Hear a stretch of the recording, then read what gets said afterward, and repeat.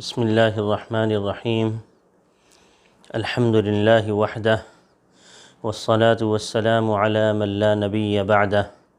وعلی آلہ واصحابہ الذین اوفوا عہدہ اما بعد۔ ادارہ تربیت المعلمین کی جانب سے محتمم صاحب کی ذمہ داریوں کے سلسلے میں ہماری گفتگو چل رہی تھی۔ آج کا موضوع ہے کہ محتمم صاحب طالب علموں کی صحت اور تندرستی کے ضامن ہوا کرتے ہیں۔ یہ ان کی ضمانت اور یہ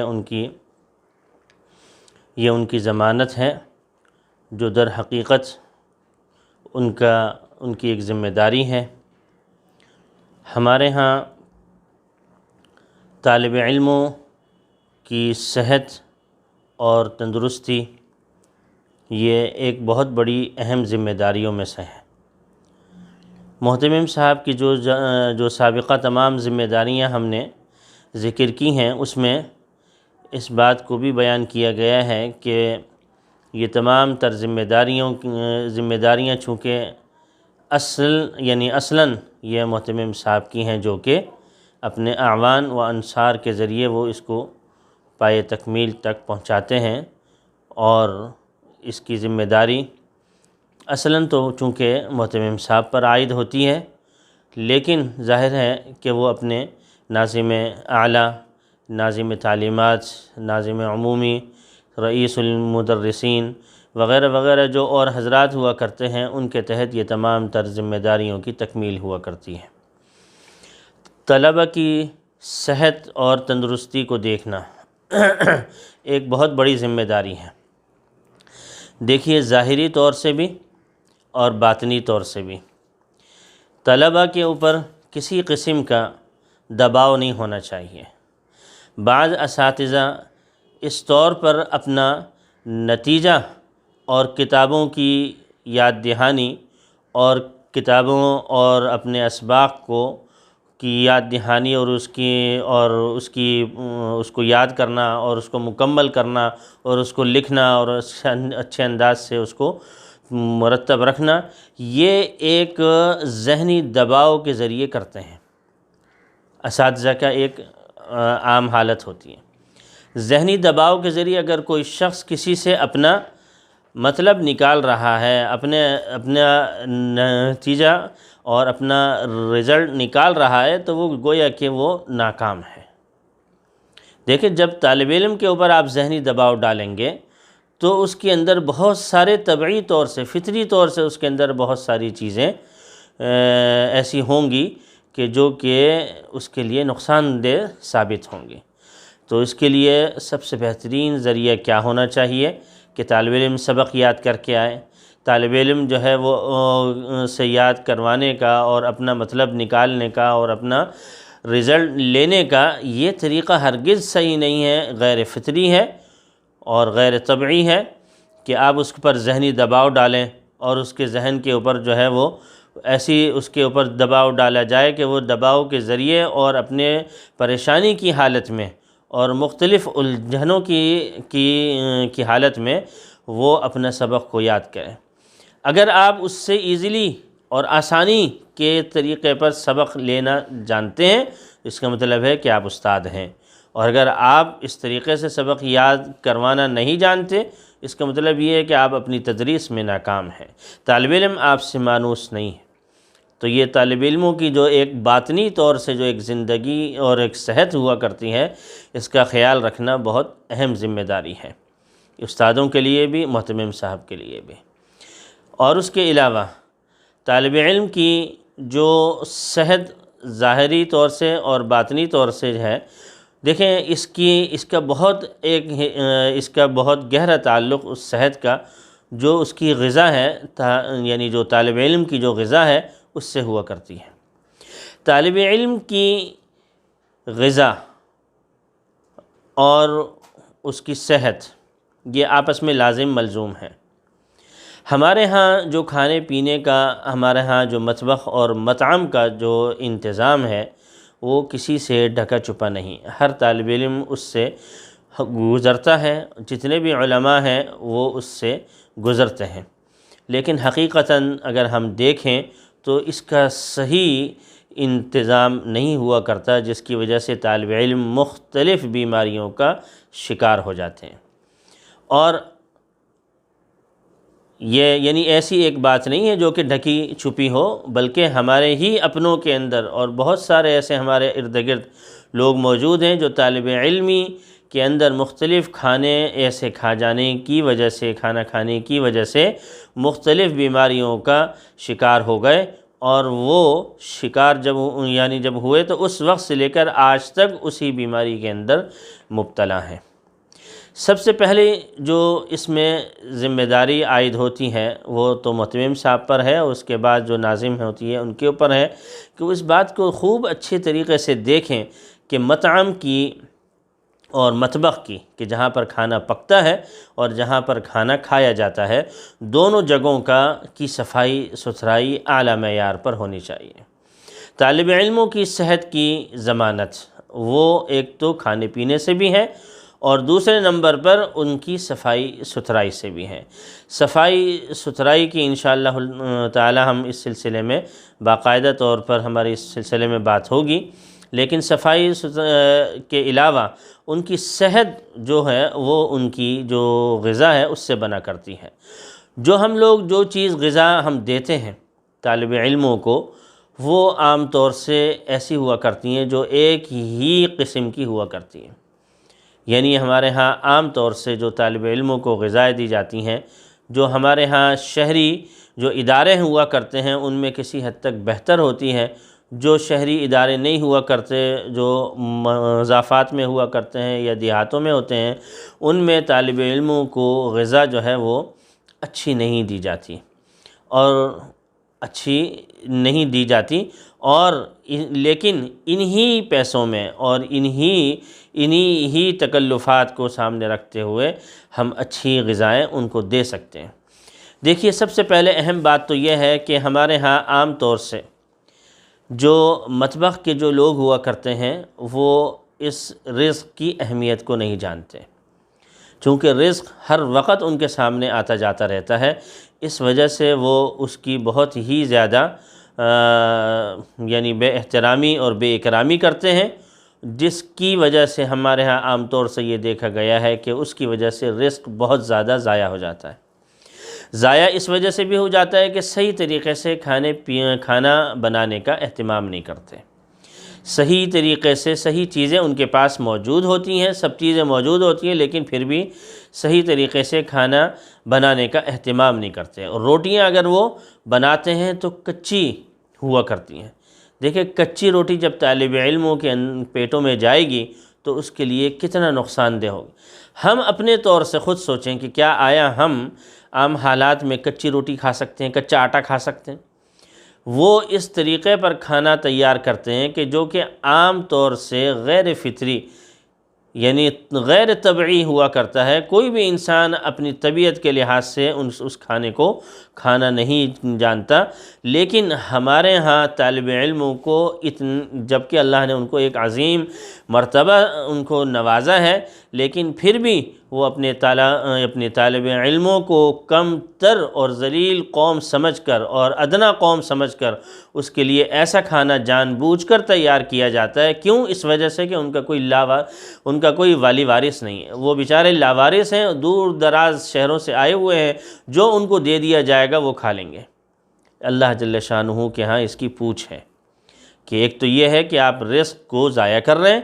دوسرے نمبر پر دیکھیں ہزاروں روپے کا مہینے بھر میں آٹا ضائع ہو جاتا ہے۔ وہ کچی روٹیاں ہوتی ہیں، وہ طالب علم نہیں کھاتے، وہ پھینک دیتے ہیں۔ اس کا نقصان کس کے اوپر ہے؟ اس کی ذمہ داری کس کے اوپر ہے؟ یہ ہمارے جو ناظم مطبخ ہوا کرتے ہیں، ناظم مطعم ہوا کرتے ہیں، ناظم اعلیٰ ہوا کرتے ہیں، محتمم صاحب ہوا کرتے ہیں۔ محتمم صاحب کو کہا جائے کہ یہ کچی روٹیاں کھائیے آپ، محتمم صاحب کے علاوہ ناظم اعلیٰ مطبخ کو کہا جائے کہ یہ روٹیاں کھائیے جو وہ طالب علموں کے لیے تیار کی جا رہی ہیں، ہرگز وہ اس کھانے پر تیار نہیں ہوں گے۔ لیکن ہمارے بیچارے طالب علموں کو لاوارث سمجھ کر اس طریقے سے اللہ کے ہاں بھی اس چیز کی بہت پوچھ ہے کہ اتنا آٹا اور اتنا کھانا جو ہے وہ ضائع ہو رہا ہے۔ بھائی، ان لوگوں کو سب سے پہلے تو یہ ہے کہ ان لوگوں کو سبق سکھایا جائے۔ مطبخ میں پکانے والے جو حضرات ہیں، باورچی حضرات ہیں، ان کو اس چیز کا سبق دینا چاہیے کہ آیا آپ لوگ اس چیز میں کیوں جو ہے وہ بے احتیاطی کر رہے ہیں، یہ بے احتیاطی یہ اللہ کے ہاں بہت بڑا رزق ضائع کر رہے ہیں۔ آج آپ دیکھیے کہ رزق جو ہے وہ کتنا قیمتی ہو چکا ہے لوگوں کے ہاں۔ اس جو لوگوں کی یعنی اس پوری تحریک ہے، جو لوگوں کی ایکٹیویٹی ہے، وہ ساری اسی چیز کے اوپر تو چل رہی ہے، لیکن ہمارے ہاں ہمارے دینی اداروں کے اندر اس کی ناقدری کتنی ہوتی ہے۔ ہاں اگر وہ اس چیز کو اچھے انداز سے پکائیں گے، اچھے انداز سے اس کو اہمیت دیں گے، اس کو ضائع ہونے سے بچائیں گے، تو پھر یہ کردار ادا کرنا ہوگا ہمارے طالب علموں کو، کہ طالب علموں کو دیکھا جائے گا کہ آیا وہ اس چیز کو ضائع تو نہیں کر رہے۔ طالب علموں کو کے بارے میں دیکھنا چاہیے کہ کیا آیا وہ اس کچی یا پکی ہوئی روٹی کو، اچھے کھانے کو ضائع تو نہیں کر رہے۔ عمومی طور سے عام طور سے ایسا ہوتا ہے کہ کوئی نہ کوئی ناظم مطبخ ہوا کرتا ہے، جو ناظم مطبخ ہوا کرتا ہے وہ اس چیز کا خیال رکھتا ہے کہ طالب علم اچھے انداز سے کھائیں، بیٹھیں، اٹھیں، تو اسی انداز سے ان کو دیکھنا چاہیے کہ جب کھانا اچھا پکا ہے اور وہ ضائع کر رہے ہیں تو اس طور پر ان کو سرزنش کرنی چاہیے، تنبیہ کرنی چاہیے۔ اور ایک ہی نوع کا، ایک ہی قسم کا کھانا نہیں کھلانا چاہیے۔ کیوں؟ اس وجہ سے کہ اس میں مختلف اثرات ہوتے ہیں، وہ ہر غذا جو ہے اپنے اندر اثر رکھتی ہے۔ بعض سبزیاں ایسی ہوتی ہیں جو ٹھنڈی ہوتی ہیں، بعض سبزیاں ایسی ہوتی ہیں جو بادی ہوتی ہیں۔ ہمارے ہاں عام طور سے اچھے دینی ادارے اور بڑے سے بڑے اور نامور اور شہرت یافتہ ادارے جو ہوا کرتے ہیں، اس میں اہتمام اس بات کا کیا جاتا ہے کہ ایک وقت اچھی چیز کھلا دی جاتی ہے اور ایک وقت ذرا کم درجے کی کھلائی جاتی ہے، لیکن کھلائی جاتی ہے اس میں عمومی طور سے ہمیں دیکھنے میں آتا ہے کہ وہ چنے کی دال ہوا کرتی ہیں۔ چنے کی دال کھلانا کیا ضروری ہے؟ کیا مسور کی دال یا مونگ کی دال یا اور اقسام کے کھانے جو ہے وہ کھلائے نہیں جا سکتے؟ ضرور کھلائے جا سکتے ہیں، لیکن آپ یہ بات دیکھیں کہ چنے کی دال کے اندر نقصان کتنا ہے۔ طالب علموں کو اگر سال کے 300 دن وہ اگر چنے کی دال کھا رہے ہیں تو ان کے پیٹ کا کیا حال ہوگا؟ اگر وہ سبزی ٹھنڈی ہے اور وہ ایک ہی نوع کی سبزی کھائے جا رہے ہیں اور وہ سال کے 300 دن وہ چیز کھائے جا رہے ہیں تو آخر اس کا کیا حال ہوگا؟ اور اسی طریقے سے بادی سبزیاں ہیں، تو بادی سبزیاں اگر آپ دیکھیں تو اس میں کتنا انسان کے لیے، طالب علموں کے لیے نقصان دہ۔ تو ایسی چیزیں ضرور ہم کو ان چیزوں سے احتراز کرنا چاہیے جو ہمارے صحت کو خراب کرتے ہیں۔ یہ محتمم صاحب کی بہت اہم ذمہ داری ہے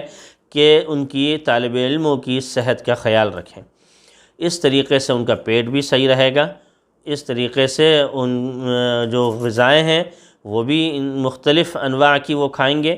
اور اس طریقے سے کھانا بھی ضائع نہیں ہوگا۔ دیکھیں مختلف انواع و اقسام کے جب ہم کھانا کھاتے ہیں تو پھر کھانے کی طرف رغبت بھی ہوتی ہے اور رغبت سے بھی کھایا جاتا ہے۔ ہمارے ہاں اکثر و بیشتر طالب علم بہت زیادہ اس بات کے شاکی رہتے ہیں کہ ہمارے ہاں ایک ہی چیز کھلائی جاتی ہے، ایک ہی چیز کھلائی جاتی ہے۔ کیوں؟ اس وجہ سے کہ ان کے کھانوں کی طرف توجہ نہیں کرتے۔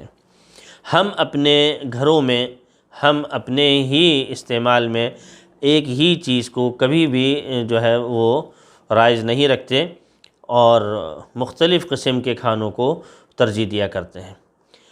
ایک ہی قسم کے کھانوں کی اگر زیادتی ہو جائے، ظاہر سی بات ہے کہ اس کا اثر طبیعتوں پر آتا ہے اور پھر اس سے طبیعتیں خراب ہوتی ہیں اور پھر طالب علموں کی صحت جو ہے وہ خراب ہو جاتی ہے۔ تو جتنے بھی ہمارے محتمم حضرات ہیں، سب کی ذمہ داری ہے کہ کھانوں کو یا تو یہ ہے کہ سب سے پہلے یہ ہے کہ ضائع ہونے سے بچائیں، اور سب سے اہم بات یہ ہے کہ مختلف الانواع جو کھانے ہیں وہ ان کو دیے جائیں۔ اور خصوصاً ہمارے ہاں جو ادارے ہیں، بڑے اچھے جو ادارے ہیں، ان میں جو چنے کی دال ہے اس سے احتراز کرنا چاہیے۔ انتہائی نقصان دہ چیز ہے۔ وَلَا تُلْقُوا بِأَيْدِيكُمْ إِلَى التَّهْلُكَةِ، اپنے ہاتھوں سے اپنے آپ کو ہلاکت میں نہیں ڈالنا چاہیے۔ جب یہ پتہ ہے کہ اس کے نقصانات اتنے ہیں، دوسری دالیں بھی موجود ہیں، سبزیاں بھی موجود ہیں۔ بعض اوقات ہمیں یہ عذر پیش کیا جاتا ہے کہ سبزیوں کو کاٹنا مشکل ہے، مختلف چیزیں ہمارے لیے مشکل ہو جاتی ہیں، تو بس یہ ہے کہ ان کو بہت باریک نہ کاٹیں، لیکن کسی حد تک اس کا چھلکا اتار کے بڑے انداز سے اس کو کاٹ لیا جائے، بڑے بڑی یعنی اس کا حجم بڑا ہو تو اس میں کوئی حرج نہیں ہے، انشاءاللہ وہ ہمارے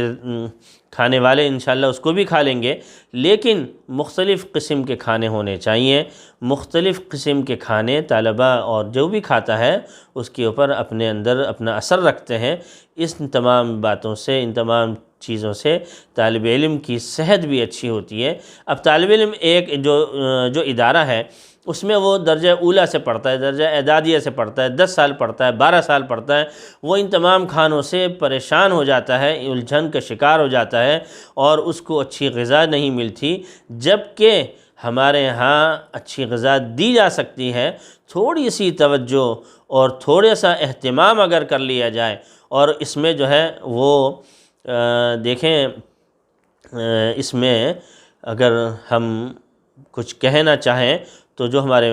جو مطبخ کے لوگ ہیں، جو پکانے والے لوگ ہیں، یہ ان کے اوپر بات عائد نہیں ہوتی۔ یہ جو ہمارے ذمہ دار حضرات ہوا کرتے ہیں، جو مطبخ کے ناظم ہوتے ہیں، جو مطعم کے ناظم ہوا کرتے ہیں، جو محتمم صاحب ہوتے ہیں، ناظم اعلیٰ ہوتے ہیں، یہ ان کو اس بات کی طرف توجہ رکھنی چاہیے کہ باقاعدہ طور سے حاضری دی جائے مطبخ میں اور دیکھا جائے کہ وہ کس انداز سے اس کو پکا رہے ہیں اور کس انداز سے وہ پک کر تیار ہو رہا ہے، اور طالب علموں کو کس طریقے سے اس تقسیم کیا جا رہا ہے۔ ہمارے طالب علم ہی تو ہیں کہ جس کی وجہ سے اللہ جل شانہ ہمیں دے رہا ہے، اور ہم ان کو اتنا لاوارث سمجھ لیتے ہیں اور ہم ان کو اتنا بے اہمیت سمجھ لیتے ہیں کہ ان کی نہ غذاؤں کا اہتمام ہوتا ہے، نہ ان کے بیٹھنے اٹھنے کا اہتمام ہوتا ہے، نہ جو ہے نہ ان کے تکرار کی جگہوں کا اہتمام ہوتا ہے، نہ ان کی درسگاہوں کا اہتمام ہوتا ہے، نہ صفائی ستھرائی کا اہتمام ہوتا ہے۔ تھوڑی سی توجہ ہر ایک چیز پر دے دی جائے تو انشاءاللہ العزیز سارے معاملات درست ہو سکتے ہیں، اور اس میں کسی بھی قسم کی کوئی غلطی نہیں ہوگی انشاءاللہ، اور بہت اچھے انداز سے، فطری انداز سے یہ تمام کام پائے تکمیل تک پہنچیں گے۔ اللہ جل شانہ کے ہاں بھی ہم مجرم نہیں ہوں گے، اور اس طریقے سے عند الناس بھی ہمارا معاملہ اچھا رہے گا، کیونکہ جتنی بھی چیزیں ہمارے ارد گرد گھوم رہی ہیں وہ ہماری نہیں ہیں، وہ ایک لوگوں کی جانب سے دیے گئی چیزیں ہیں کہ جس کا ضائع ہونے سے بچانا، اس کو اچھے انداز سے استعمال کرنا، یہ ہماری بہت اولین ذمہ داری ہے، اس کا اہتمام کرنا چاہیے۔ اللہ جل شانہ عمل کی توفیق عطا فرمائے۔ وآخر دعوانا ان الحمد للہ رب العالمین۔